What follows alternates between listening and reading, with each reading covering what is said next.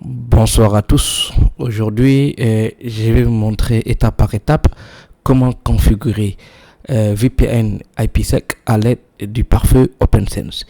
Dans cette topologie, nous avons deux boîtiers OPNsense qui est de One et chacune de One à part. D'accord. Nous avons cette adresse IP et nous avons les LAN de A et LAN de B. Donc, je reproduis cette même topologie sur GNS3 afin de configurer le VPN IPsec sur OPNsense. Ici, j'ai l'interface du site A, d'accord, vous voyez ici, qui est de 1.1 ici, et site B qui est cette adresse IP que vous voyez dans cette topologie. Alors, passons à la configuration du VPN IPsec. Donc, la première des choses, je vais configurer le site A. OK? Donc, je clique sur VPN IPsec, puis je vais cliquer Tunnel Setting. Alors, je vais créer, parce que vous savez que pour réussir à configurer les VPN IPsec, nous avons deux phases. La première phase et la deuxième phase. Alors, on va cliquer la phase 1. Donc, on va choisir le one. Ici, l'adresse du distant, c'est 192.68.122.13. C'est l'autre boîtier OPNsense. Après, je vais venir ici et je vais choisir AES qui est un cryptage vraiment puissant de 256.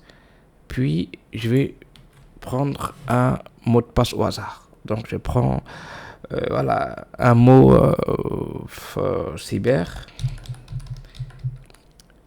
cybersec. Cet mot de passe permet d'initier les connexions VPN. D'accord? Alors, ici, sur Lifetime, je prends 28800. Donc, je mets Save. OK? Après, Apply. Ça, c'est la phase 1. Phase 2, je vais encore ricocher. Quelle est l'adresse IP du LAN distant?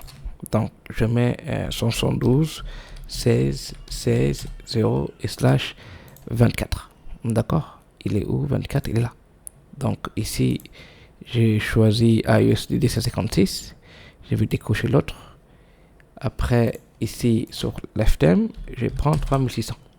OK? Apply. D'accord?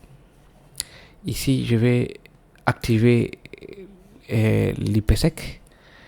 Après, cette phase est terminée, je vais aller dans autoriser les réseaux qui vont se communiquer. D'accord? Donc, firewall, on rules, je vais aller sur IPsec. Vous voyez?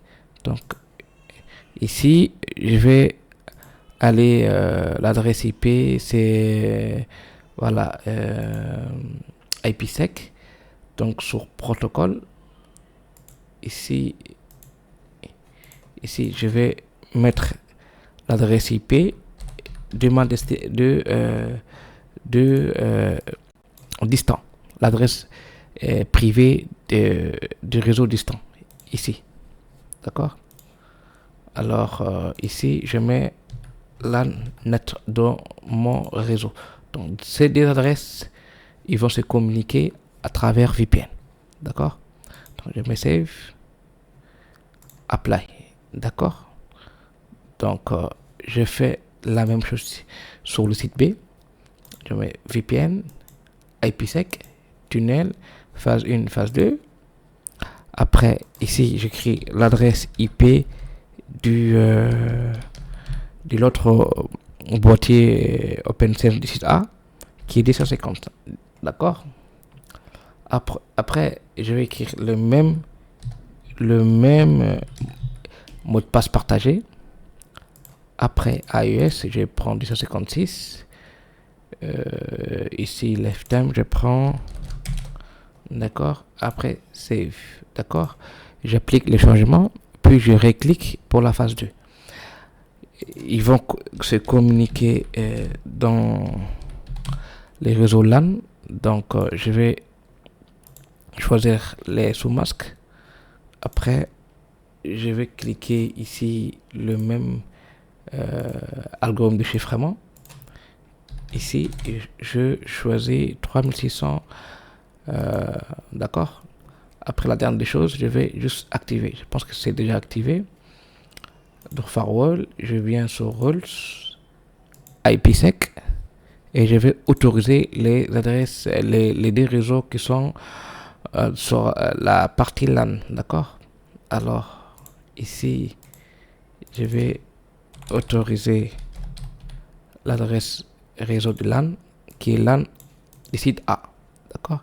Ici, je mets LAN net. D'accord.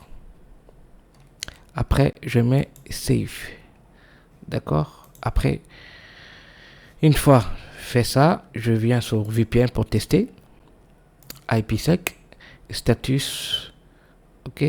Voilà. Donc, je clique sur connexion. Vous voyez ici, les deux réseaux local et à distance, il s'est mis. L'autre VPN IPsec, status, et voilà, d'accord, c'est déjà démarré. Alors maintenant, on va passer. Ici, je vais cliquer ipconfig, l'adresse est 172.168.1.1. Je vais pinguer quelle adresse? Je vais mettre l'adresse. C'est quelle adresse IP?